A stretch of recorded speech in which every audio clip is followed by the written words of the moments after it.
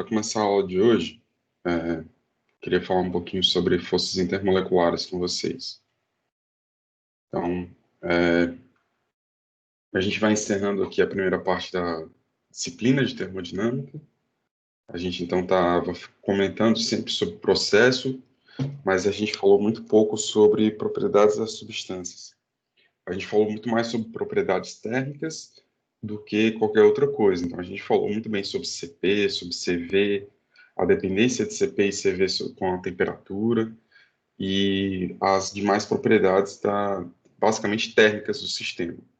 A única propriedade que a gente conseguia calcular assim de uma determinada substância seria a sua qual é a temperatura final após um determinado processo, ou qual é a pressão final após um determinado processo. Para isso, a gente viu as equações de processo, as equações de balanço, e viu alguns processos simplificados que vocês podem encontrar industrialmente.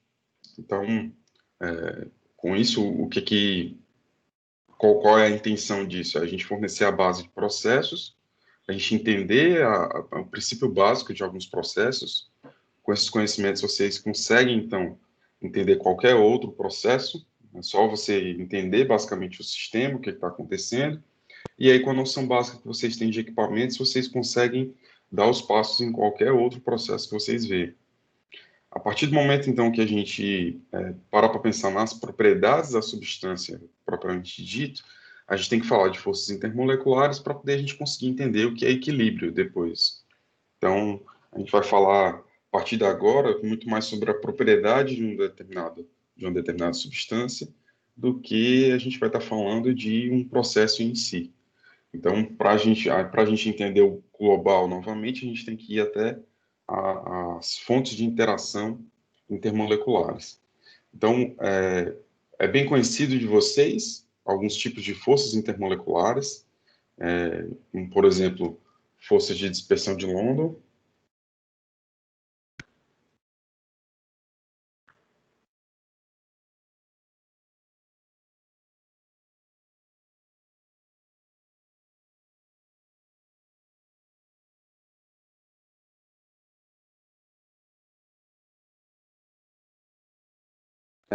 De polo, de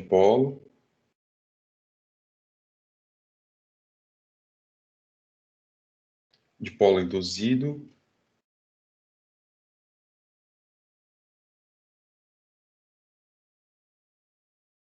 deixa eu ver se estou esquecendo mais alguma aqui. Dispersão de London, força de Van der Waals,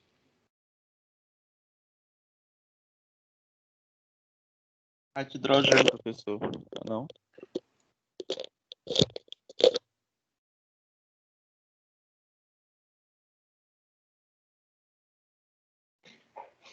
e basicamente isso. Então, a gente fala desse tipo de forças de interação entre moléculas. Então, quando a gente fala desses tipos de forças de interação, a gente está falando como interação entre duas moléculas.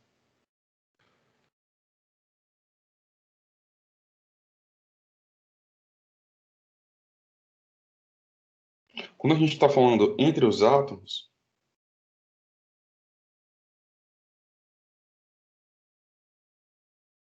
a gente tem basicamente a ligação iônica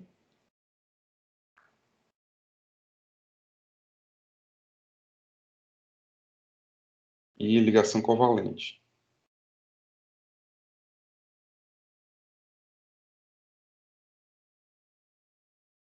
Então, o caráter da ligação de uma determinada substância, ela está realmente intimamente ligada da forma que ela vai interagir com uma molécula e a outra. Então, a partir do momento que você tem uma determinada ligação entre os átomos, isso pode gerar algumas propriedades na molécula, de forma que ela vai interagir com outras moléculas segundo cada uma dessas forças aqui que a gente está vendo. Então, forças de dispersão de London é quando você tem a capacidade de gerar um dipolo, ou seja, um momento dipolar, ou seja, um desbalanço de força entre os átomos, que você gera polos diferentes de eletronegatividade.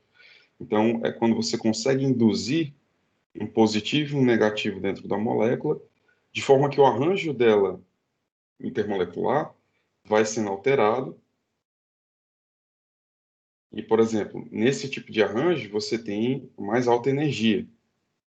Para poder você reduzir a energia dessa configuração, basta você alinhar as moléculas para que elas fiquem dessa forma aqui. Essa energia aqui é mais alta, porque você está aqui com os polos negativos da molécula interagindo entre um e outro. De polo seria a capacidade de, dentro da sua molécula, por exemplo, a da água tem uma outra característica ainda, mas você sabe que isso daqui tem um momento dipolar, e a capacidade desse momento dipolar de se arranjar com outros dipolos é o que está relacionando a interação dipolo-dipolo. Você tem ainda dipolo induzido, e aí esse dipolo induzido é quando você tem uma molécula que tem um momento dipolar, e esse momento dipolar vai induzir uma polarizabilidade, é uma palavra difícil, né? Ela está induzindo um momento dipolar em uma outra molécula que não necessariamente tinha. Então, por exemplo, se você pegar um gás nobre aqui como argônio, ele está aqui na dele, ele não tem nenhum momento dipolar favorecido, mas quando você tem um momento dipolo muito forte perto dele, ele pode se polarizar e favorecer as interações. Além disso, você tem as forças de Van der Waals, presentes muito em hidrocarbonetos, por exemplo, como, por exemplo, o benzeno, com o seu anel ressonante. Você tem aqui uma nuvem eletrônica ao redor da molécula, que faz com que ele possa ter uma orientação preferencial de interação. Então, cada uma dessas forças aqui, você não precisa decorar isso, eu só estou te falando que existem várias formas de você ter interação entre moléculas diferentes. No livro de vocês, isso aqui está no capítulo 4, e ele fala muito sobre as equações, tem bastante equações, não precisa se ater a isso. Você só precisa saber que as ligações entre os átomos geram diferentes formas de interação entre as moléculas e que essas interações são responsáveis por todas as propriedades que você conhece. Então, se, por exemplo, você sabe que a água tem um comportamento anômalo de congelamento, né? Então, ela aumenta o volume dela à medida que você vai congelando. Isso não era esperado, à medida que você vai resfriando. Mas ela se comporta dessa forma e isso é culpa das interações intermoleculares. Em termodinâmica, normalmente, tudo que você observa de comportamento, você consegue chegar à conclusão que é culpa de algum tipo de interação intermolecular. O desafio está em você relacionar corretamente essas forças presentes em cada uma das moléculas com o que você está observando de propriedade física das substâncias. Então, uma forma um pouco mais analítica de você observar isso é através do potencial intermolecular.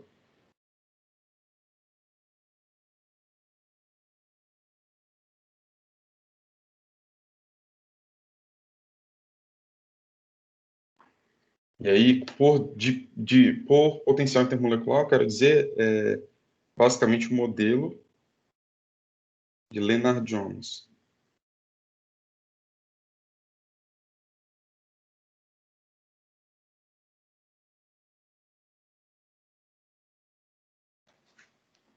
Você vai ver alguns outros modelos ali, algumas outras formas de você entender a interação intermolecular, mas esse é um dos mais precisos, é um dos que você consegue entender melhor. Então, é você partir do pressuposto em alguns estados diferentes da molécula.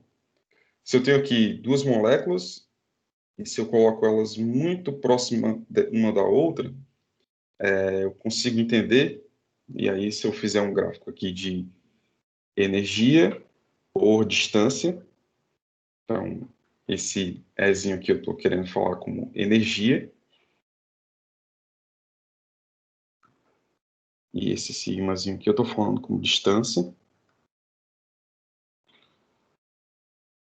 Distância entre o quê? Entre as duas moléculas, tá? Então, se eu estou nesse primeiro estado aqui, em que as moléculas estão muito próximas uma das outras, eu acabo aumentando muito a energia. Por quê?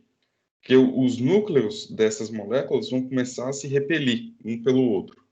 Então, se você aumenta muito essa força de repulsão entre essas duas moléculas, você acaba Professor, aumentando muito a energia potencial.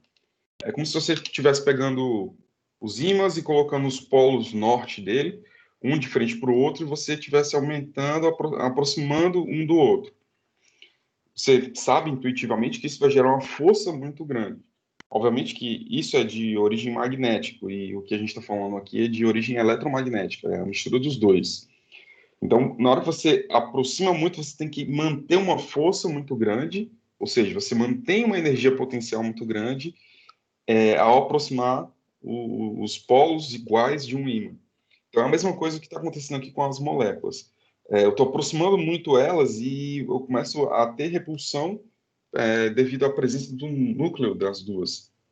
Isso vai fazer com que a energia potencial esteja aqui em cima, muito alta. Se eu for para o outro extremo, em que eu mantenho essas moléculas aqui muito longe uma da outra, então elas estão praticamente impercebíveis uma à outra. Então, a distância muito grande entre elas reduz drasticamente a interação. Então, essa redução drástica da interação vai fazer com que, com o aumento da distância, eu passe a ter uma energia muito baixa. Estou marcando esse outro pontinho aqui. Só que existe um ponto entre uma e outra que a interação dada pelo núcleo para a eletrosfera da outra molécula acaba sendo mais ou menos compensada. Então, existe um ponto de equilíbrio aqui em que a energia potencial ela é como se fosse ótima. Você nem tem muita proximidade para aumentar a repulsão entre as moléculas e você nem tem muita distância para que elas nem se percebam. Isso faz com que a energia potencial entre uma e outra seja o mínimo possível. Nesse gráfico de Lennard-Jones, a gente desenha isso com a energia mais ou menos aqui. Ou seja, o gráfico de potencial de Lennard-Jones é algo mais ou menos parecido com o que eu estou desenhando aqui. Então, você tem dois parâmetros-chave aqui no gráfico de potencial de Lennard-Jones. O primeiro deles é um parâmetro de distância e o segundo é um parâmetro de energia. Nesse ponto aqui de mínimo, essa energia aqui está correspondendo com que nível de energia você está tendo entre duas moléculas quaisquer. E a distância está muito relativa com o tamanho molecular. E aí eu não estou falando de raio de molécula, do tamanho da eletrosfera, mas como se fosse um raio de atuação das forças intermoleculares. Quanto mais intensa, quanto maiores forem as moléculas, maior você vai ter esse raio aqui, porque é como se fosse basicamente a distância mínima que você tem que ter para você ter um equilíbrio. Então, para você entender melhor esse gráfico, é como se você estivesse colocando uma esfera aqui nele, e isso aqui fosse uma rampa. Então, se você largar a esfera daqui para baixo, você sabe que ela vai ter a tendência de escorregar, descer, passar até para o outro lado. Se você colocar ela aqui desse outro lado aqui, você sabe que a tendência dela é reduzir e ir para aquele lado lá. Então, você sabe que nesse ponto aqui, você tem a tendência de ausência de movimento. Então, aqui você tem um ponto de equilíbrio. Isso aqui é uma abordagem teórica para o que a gente observa na prática, que é útil para a gente entender mais ou menos o que é que acontece com as moléculas, só que a gente precisa ter consciência de que quando a gente tem muitas moléculas em determinado meio, isso vai fazer com que você tenha moléculas em diferentes estados energéticos. Então você acaba tendo uma distribuição de energia, né?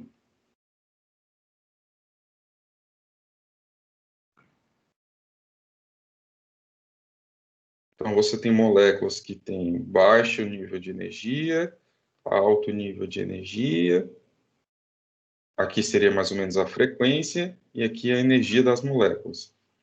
Então, aqui você tem um baixo nível de moléculas, ou seja, uma baixa quantidade de moléculas com baixo nível de energia, e você tem mais ou menos também um baixo nível de energia com altíssimo, um baixo nível de moléculas com um altíssimo nível de energia.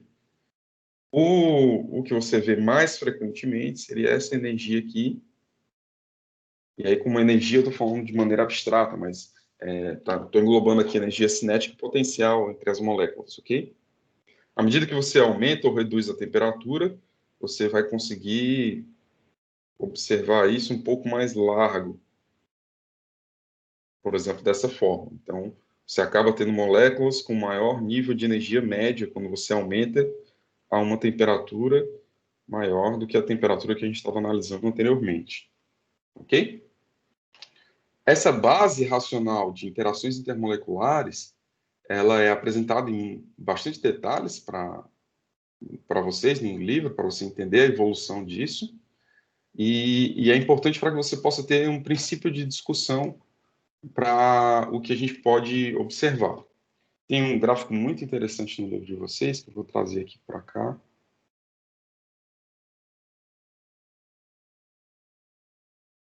Então, esse gráfico aqui,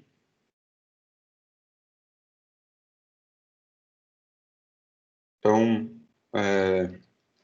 você tem aqui algumas moléculas, e é interessante a gente pensar, especialmente destacando duas moléculas aqui específicas.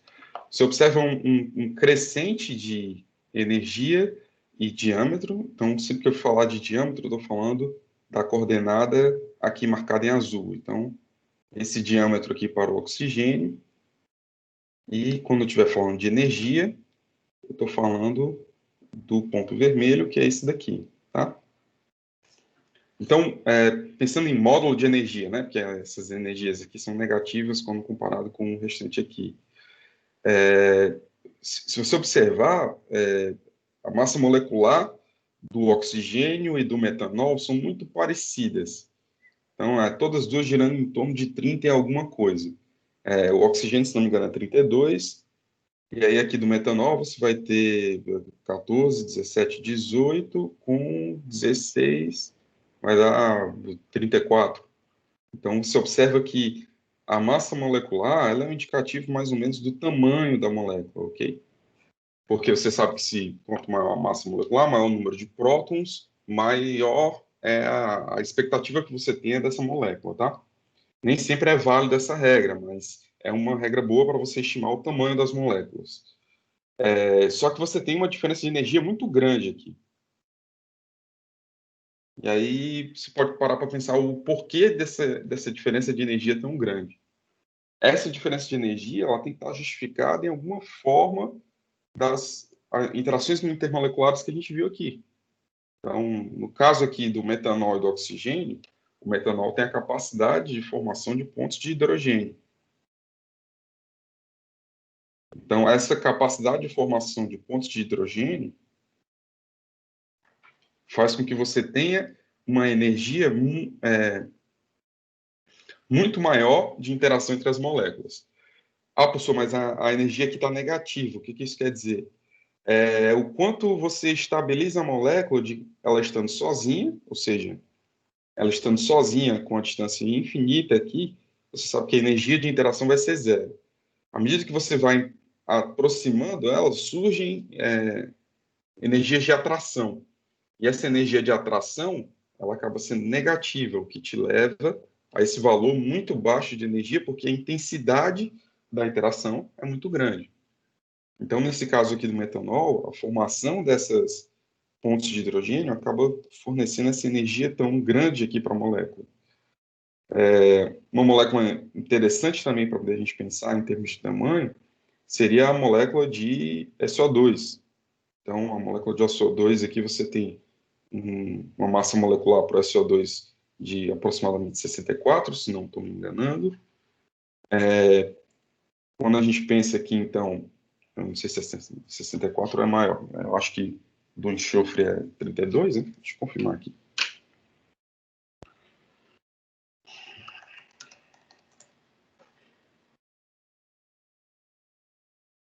64, isso mesmo. Só pegar do benzeno aqui. 78. Então, uma é 64, outra é 70, uma é 64, outra é 78. Só que observa que você tem aqui basicamente o mesmo parâmetro, ou até um pouco menor para ele. Então, a regra da massa molecular nem sempre é válida. Esse é um caso. Só que você tem mesmo assim, você tem uma energia de interação para o benzeno que é maior do que a do SO2. E isso, por exemplo, no benzeno se deve à capacidade de ressonância que você tem no anel aromático do benzeno. Ok? Então, isso aqui é uma forma interessante de você avaliar a, as forças de interação através do potencial de Sutherland, ou de Sutherland não, de Lennard-Jones. Com isso, com essa introdução de interações intermoleculares, a gente pode pensar um pouco melhor em torno sobre o comportamento das diversas substâncias. Então, por exemplo, quando a gente fala do que é o princípio dos estados correspondentes.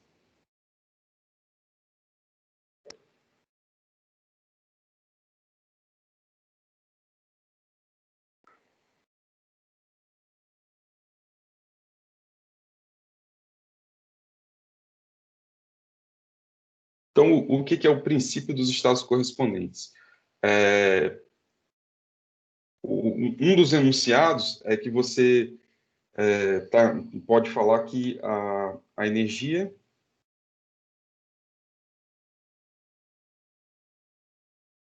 a energia potencial adimensional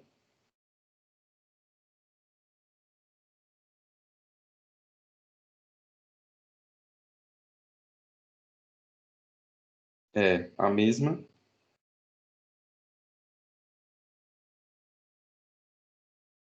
para todas as moléculas.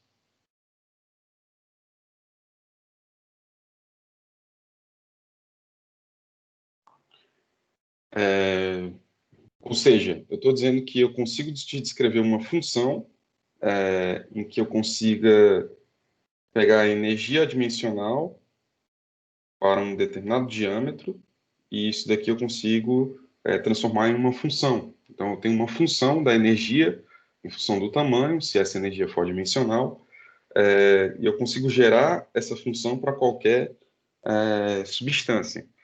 Uma outra forma de você ver o princípio dos estados correspondentes é você afirmar que as moléculas, então, um outro enunciado aqui,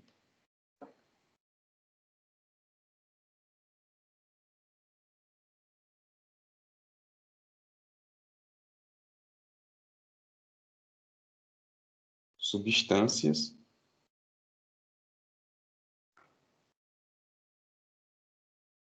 com mesma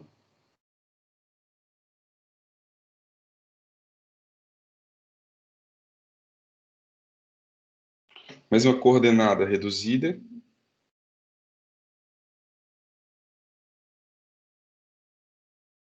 se desviam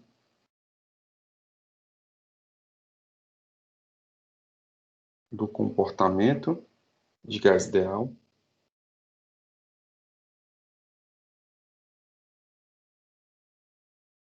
da mesma maneira.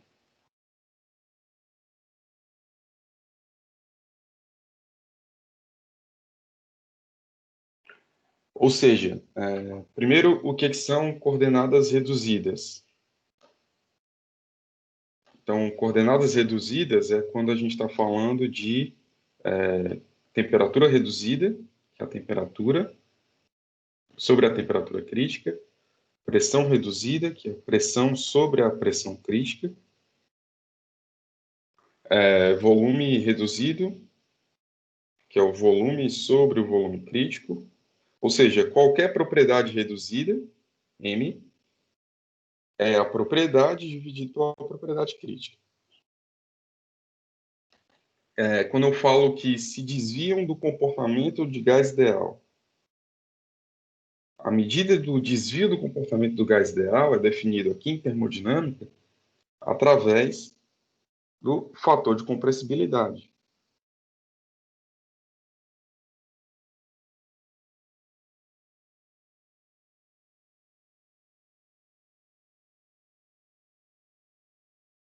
Esse fator de compressibilidade, ele então mede como você está se desviando do comportamento de gás ideal. E se você observar, os dois enunciados, eles são idênticos. Porque se eu estou falando de energia potencial adimensional, estou falando de energia de interação. Então, deixa eu até botar na mesma corzinha aqui. Energia potencial adimensional.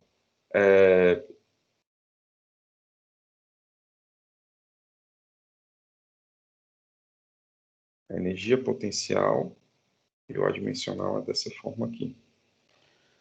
A gente consegue observar que está interrelacionado isso, porque o adimensional aqui é como se eu estivesse fazendo com as coordenadas reduzidas. Coordenada reduzida é a forma que eu consigo de adimensionalizar a energia potencial. E essa energia potencial desse enunciado está ligado com a forma de se desviar do comportamento de gás ideal. Hoje, se o comportamento do gás ideal é justamente você supor que as moléculas não têm interação entre uma e outra. Então, a partir do momento que você mede o desvio do comportamento do gás ideal, você está medindo a energia potencial entre as moléculas. Entendido isso? Então, isso daqui é o princípio dos estados correspondentes.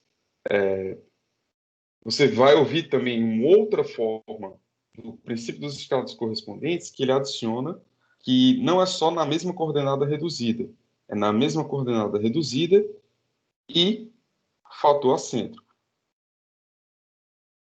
que a gente ainda vai definir um pouquinho mais para frente, tá?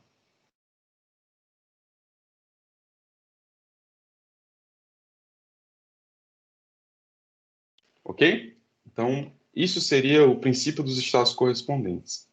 Como consequência do princípio dos estados correspondentes, eu já consigo até escrever aqui o que é o fator acêntrico. Vou colocar aqui como observação. Fator acêntrico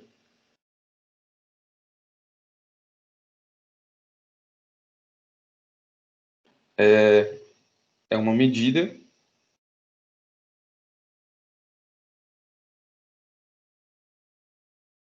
do desvio do formato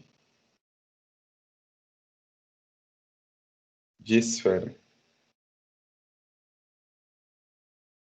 Então, o fator acêntrico aqui, conforme a gente está definindo, é ômega, que vai ser igual a menos 1, menos log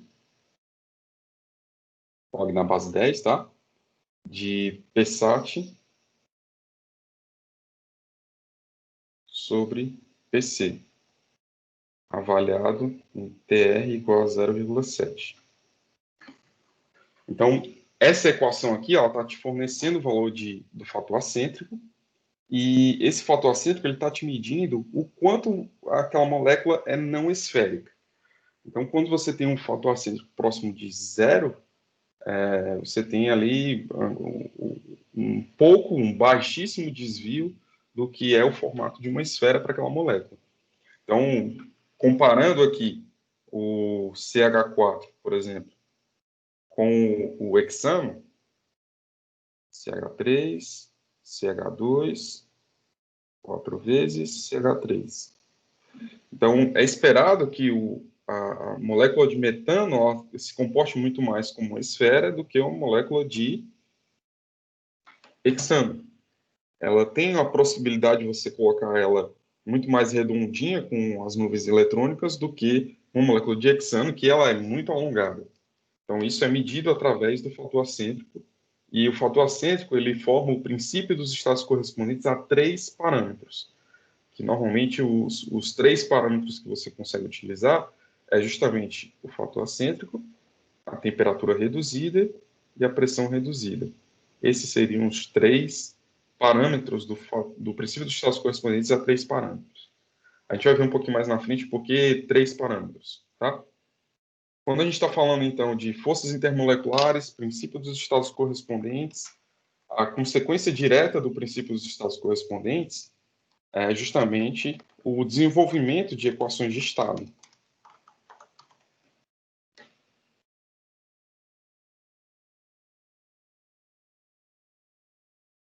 Então, esse desenvolvimento de equações de estado é o que possibilita você conseguir relacionar a estrutura a química das determinadas substâncias com a propriedade PVT. Então, o que é propriedade PVT aqui?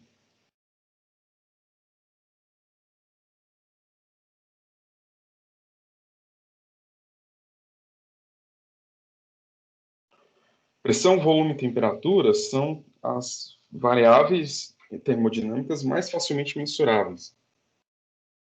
E aí, com base nelas, a gente consegue desenvolver qualquer outra propriedade das substâncias. Esse é o objetivo dessa segunda parte de termodinâmica. É a gente aprender que, se você tiver a informação PVT de uma determinada substância, a informação de como ela se comporta, quais fases que estão presentes em cada pressão, volume e temperatura.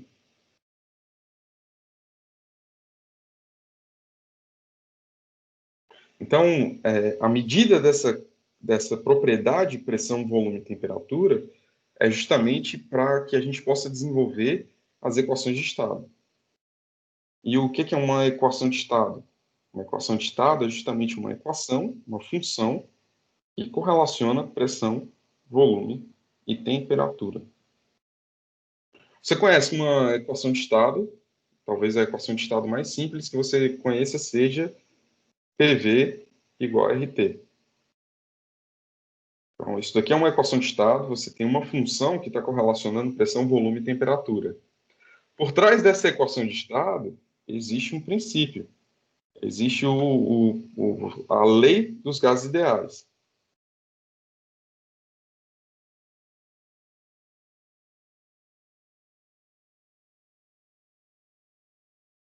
Então, com base nessa lei dos gases ideais, é o que você consegue desenvolver para entender onde é aplicada essa equação. O que a gente precisa fazer, então, é entender quais são as outras equações que são aplicadas onde os gases ideais não é possível ser aplicado. Então, se a gente pudesse desenhar aqui uma superfície PVT,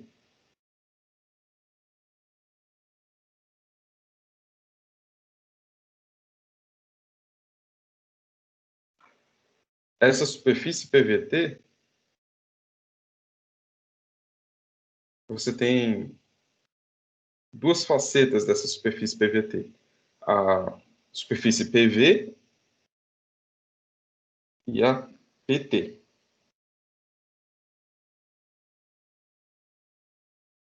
No caso do PV aqui, então você tem aquele sinozinho que a gente já conhecia de todo mundo aqui. No caso de pressão e temperatura, você tem aqui a região de ponto triplo e aqui ponto crítico. Então você sabe que aqui dentro você tem o equilíbrio líquido-vapor. No caso aqui do equilíbrio líquido-vapor, a essa temperatura aqui, essa mesma região aqui desses dados do equilíbrio líquido-vapor, você consegue perceber isso num gráfico PT através desse ponto.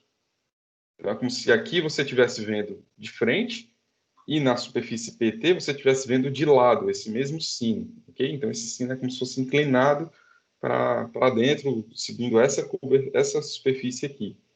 Então esse conjunto de dados de transição de líquido para vapor estão todos contidos aqui dentro desse ponto. Você sabe que as regiões que você tem aqui nesse diagrama são de... Aqui você tem sólido, aqui você tem vapor, aqui você tem líquido. Aqui eu tenho líquido, vapor, e aqui eu tenho líquido mais vapor.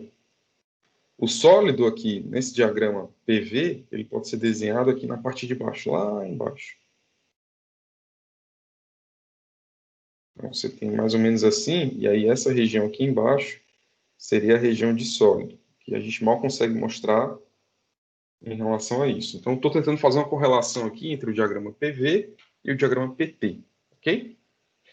Você tem aqui o conhecido ponto crítico. Então, aqui você também tem um ponto crítico. Você tem aqui no diagrama PV a região de pontos críticos, então a região de fluido supercrítico, que é essa região verde. Aqui você também tem uma região de fluido supercrítico. A região de fluido supercrítico é desenhada dessa forma porque eu estou considerando pressões acima da pressão crítica e eu estou considerando temperaturas acima da temperatura crítica. Aqui da mesma forma, então eu tenho pressões acima da pressão crítica e eu tenho temperaturas acima da temperatura crítica, que aqui no caso das temperaturas a gente tem mais ou menos uma isoterma que tem esse comportamento. Ok? Então, aqui é o que seria a superfície PVT, e quem delimita o que é a superfície PVT é justamente o comportamento de fases da substância, e esse comportamento de fases é normalmente desenhado através de uma equação de estado. Então, essas equações de estado fazem com que você possa desenhar esses gráficos que você está vendo. Obviamente, eu estou falando dessa superfície PVT para a substância pura, tá?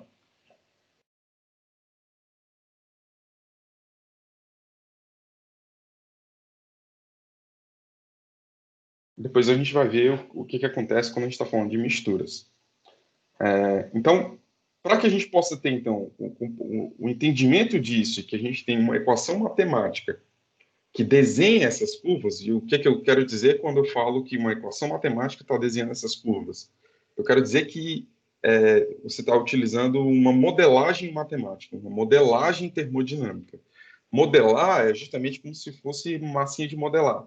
É você ter uma equação que você vai ajustar os parâmetros dela, e esses parâmetros vão te fornecer um modelo do comportamento real, uma estrutura do comportamento real.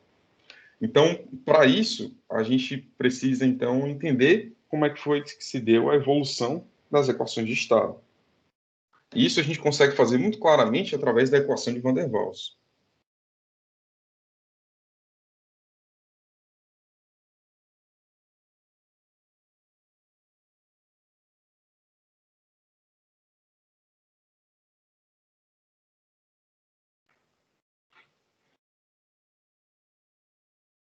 E aí a equação de Van der Waals, ela reflete o seguinte: pressão é igual a RT sobre V menos B menos A sobre V ao quadrado. Então, isso aqui é a equação de Van der Waals, vocês já devem conhecer ela de algum lugar. Só que a equação de Van der Waals, ela incorpora o conhecimento que a gente desenvolveu aqui no potencial de Sutherland, potencial de Lennard-Jones. Os potenciais de Lennard-Jones, então, eles têm o tamanho, que eu destaquei aqui em azul, e eles têm a energia, que eu destaquei em vermelho. Então, da mesma forma, a equação de Van der Waals, ela também tenta te descrever um parâmetro para o tamanho. Então, isso aqui é um parâmetro.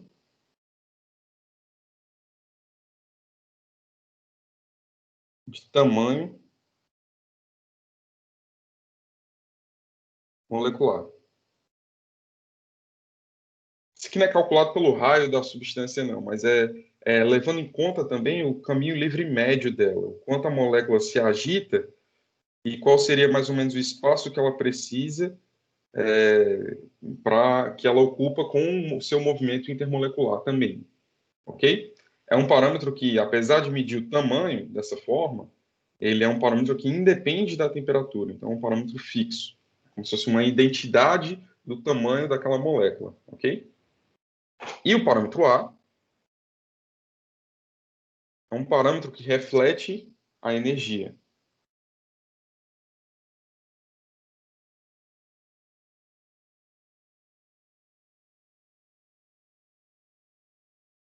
intermolecular.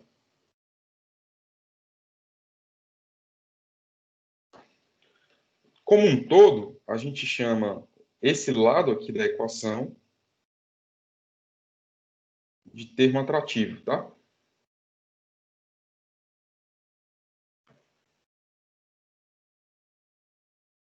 Isso que a gente chama de termo atrativo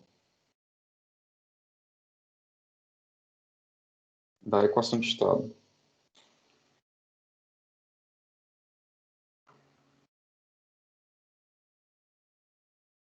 Então, fazendo uma comparação com o modelo de gás ideal,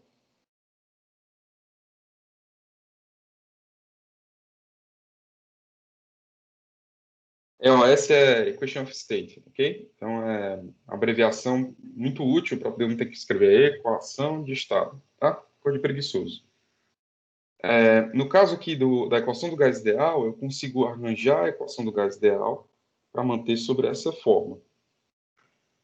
Então, se a gente fizer uma comparação rápida aqui entre os termos que a gente tem na equação de Van der Waals e na equação do gás ideal, você observa que eu não tenho um parâmetro de tamanho e eu também não tenho um parâmetro que reflete a energia e, por conseguinte, eu não tenho um parâmetro que reflete o termo atrativo. Oxe, mas é justamente isso que o gás ideal te fala, né?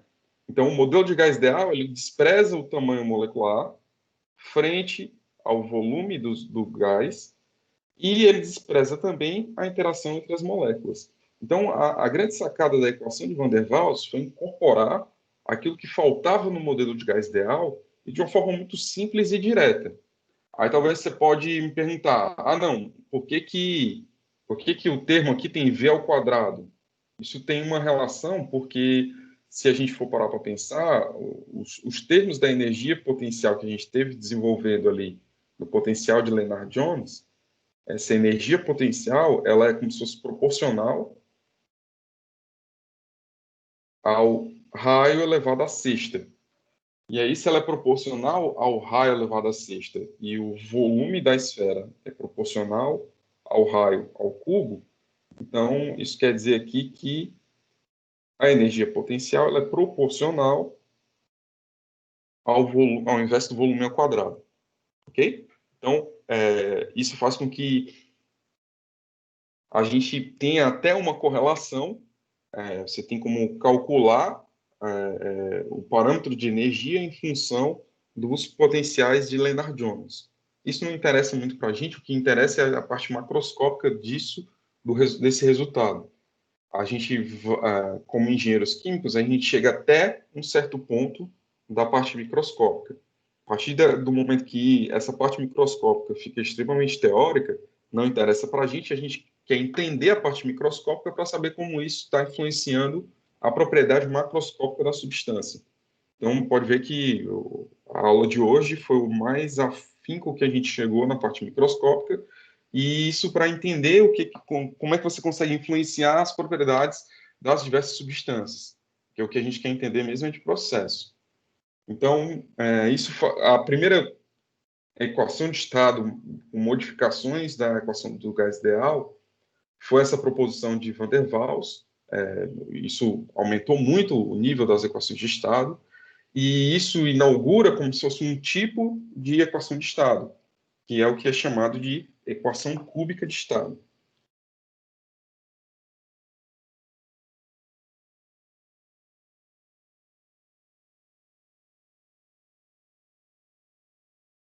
E por equação cúbica de estado, eu quero te falar que isso quer dizer que eu consigo transformar essa equação numa equação que é cúbica no volume. Então, se eu rearranjar aquela equação, consigo escrevê-la dessa forma.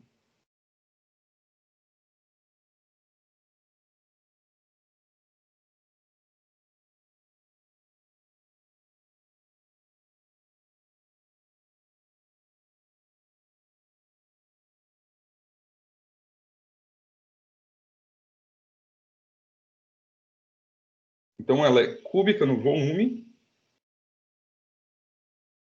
e aí, se ela é cúbica no volume, ela tem algumas opções para a raiz do volume, ou seja, a forma de cálculo do volume.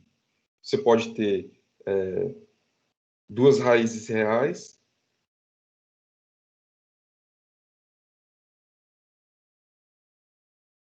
mais uma imaginária.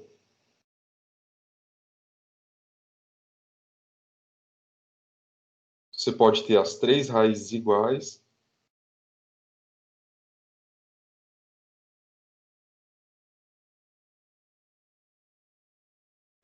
Esses aqui são normalmente o que os parâmetros físicos, não é toda a possibilidade que você tem de obtenção de raízes cúbicas, não. Mas normalmente são as duas formas que você encontra com esses parâmetros com significado físico. Normalmente, quando você tem aqui duas raízes reais e uma imaginária, você está dentro da região de saturação.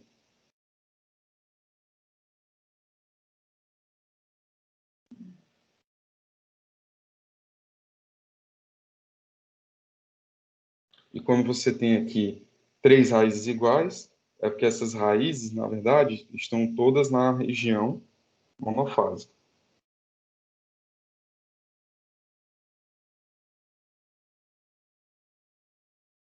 E aí, o que eu quero dizer com isso? Vou destacar aqui esse gráfico.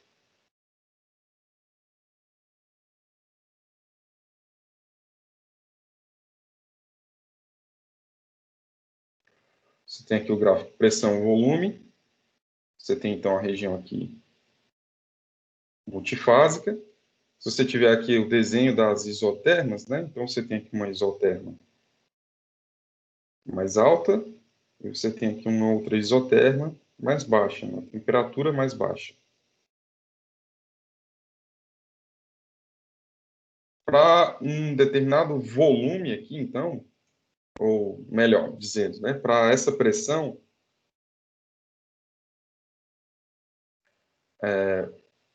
você tem aqui essa região e essa. Então, você observa que a equação ela te fornece para cada temperatura apenas uma raiz. As três raízes aqui continuam existindo, mas ela tem um valor só da solução nessa região. Então, você está numa região que é a região monofásica. Essa região monofásica, ela tanto pode ser a região de líquido, quanto pode ser a região de vapor, quanto pode ser a região supercrítica. Ok? Se você reduzir essa pressão aqui, então, você consegue chegar até essa região em que você tem duas fases. Em azul está o comportamento físico da substância. Só que essa equação aqui, ela te fornece um comportamento aqui que eu vou tentar desenhar em verde, tá?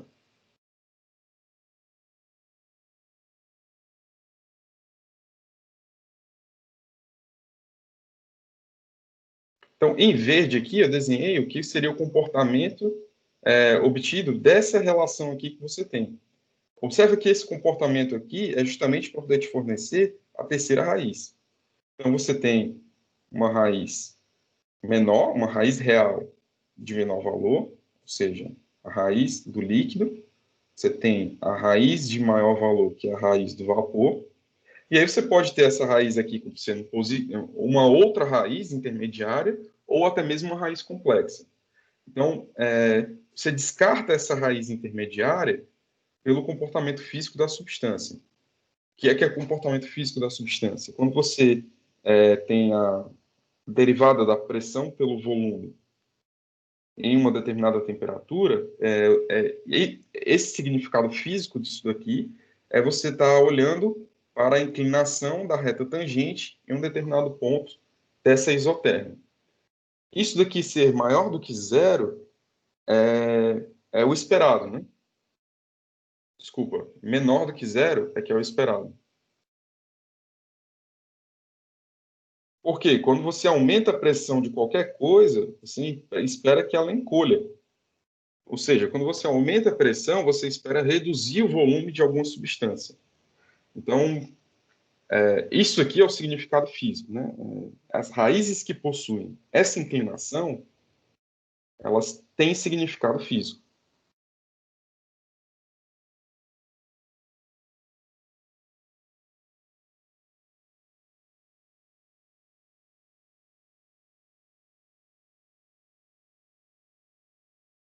Quando você tem, então, dPdV maior do que zero, que é o caso dessa raiz intermediária aqui, ou seja, a inclinação está positiva, você tem uma raiz sem significado físico.